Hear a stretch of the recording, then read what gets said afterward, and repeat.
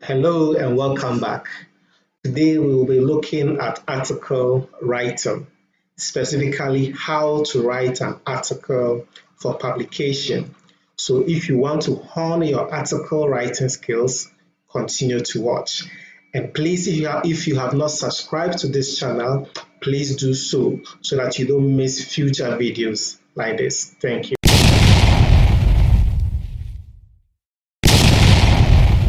Our lesson objectives for today is to try and define what an article is. We then look at the types of articles required for basic schools to students to know and write. Then we'll look at the features or formats of an article. We also look at the differences between an article for publication and a letter to the editor. But then we'll go deeper into the types of articles for basic schools. Right, so what is an article? An article we can define to be any piece of writing that seeks to entertain, educate, or inform people. And it's usually published in journals, newspapers, magazines, newsletters, etc. So note, an article seeks to entertain, educate, or inform. These are the categories by which articles can be written. And the types of articles for the basic schools, we have articles written for school press. The school press can be the school magazine or the school newsletter. We also have articles written for the national press, which could be a national newspaper, a national magazine, or whatever. Then an article written for an international press, that's an international newspaper or international magazine. So for the basic schools, these are the three types of articles that students are required to write or to learn how to write. So we'll be looking into details of that. Features of an article. The features of an article are the title or the heading. Every article requires a title or a heading. So what you do is to provide a short and simple title, but catchy as well. Catchy in the sense that your title should be able to draw people to read your article. If your title is not able to draw people to read your article, then no one will read. So your title should be catchy enough to draw people to read your article. Then we have our introduction. This should tell us how the subject matter is related to society. So your introduction, make sure that you link your introduction to the subject matter should be linked to the society. How is the subject matter or the topic you are writing about related to society? How is it related? Then also, what are you going to say generally about the subject matter? All this should fall under your introduction. Then the main body, what is required is coherence and providing of facts as evidence. By coherence, what I mean is that your points or whatever content you are writing should be meaningful, should make sense. It should be easier for someone to read and understand. Don't write in such a way that there's a lot of ambiguity or it's difficult for people to comprehend or understand the information you are trying to send across. Also, as much as possible, try to include facts and figures in your article. This helps to validate whatever you are writing, and as such, people will see you as an authority on whatever content you are writing. Then the conclusion, you are required to make recommendations or hypotheses at the conclusion. So recommendations, what can be done, what should have been done, how can something just be improved. So these are the recommendations or hypotheses you are required to make at your conclusion. Then we have subscription. So subscription, you put your name and short address at the right hand side below your conclusion. We'll go deeper into this in subsequent lessons.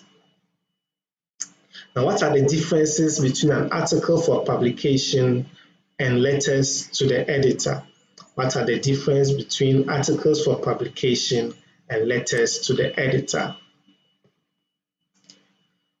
So the key difference here is the phrase letter. The key difference here is the phrase letter.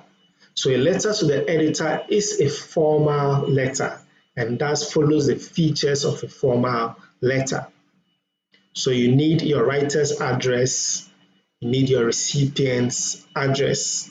That is when you're writing a letter to the editor. So the key phrase there is letter. The key word there is letter. Okay. Whilst an article for publication has no features of letter writing, hence you don't need any writer's address or recipient address. That is not needed in an article for publication. Now, the reason why I'm making this too clear is that most often than not, students get confused. Some interchange an article for publication to a letter to the editor and vice versa. Now, the key phrase I'll repeat is the word letter. A letter to the editor will always have the key phrase letter as part of the question or topic you are required to write, whilst an article for publication will not have the word letter in the topic or question.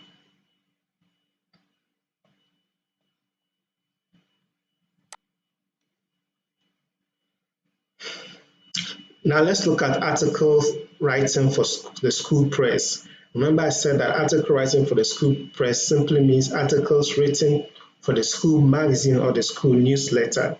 Now with these types of articles, the readership is within the boundaries of your school. By readership, those who are going to read your articles are found within the boundaries of your school. As such, you are allowed to use some jargons and jokes to make it more entertaining and readable for your colleague students as well. The language should be informal and flexible. Informal in the sense that don't be too formal with your choice of words. Here you are allowed to use the shortened forms of words. So instead of writing cannot, you simply say can't, will not, wouldn't, in that order, so that it is easier for students to read. At the end of these articles for the school press, simply end with your name and class as your subscription. End with your name and class as your subscription. Then looking at articles written for a national press, here the readership goes beyond the boundaries of your school. The readership goes beyond the boundaries of your school. So the advice here is that don't use too much jargons and jokes. Don't use too much jargons and jokes because it's not everybody who might find your jokes funny. It might offend people. The language here should be very, very formal language. So don't shorten your words. Make sure that your words are spelled in full or your words are written in full. Here you end with your name and short address as your subscription. So with your short address, if you have a PO box, put it there. If you don't have a PO box, simply write your name, your region or province, then you are done. Then finally, what we look at articles written for international press. So with this article, our readership goes beyond the borders of the country.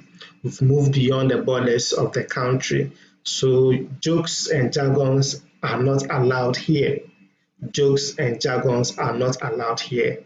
The reason being that what you might see or find to be a joke in your country might not be a joke in another person's country. So jokes and jargons are not allowed here.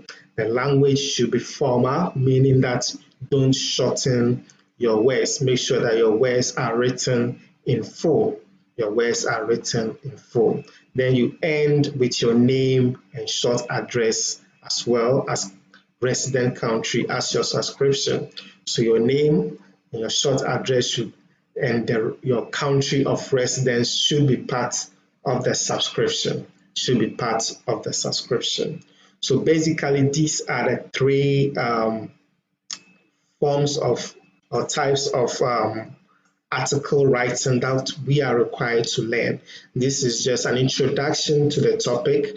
At our next lesson, we will be delving deep into each of these types of article writing. We'll pick some sample questions and see how these can be practicalized with what we have learned today.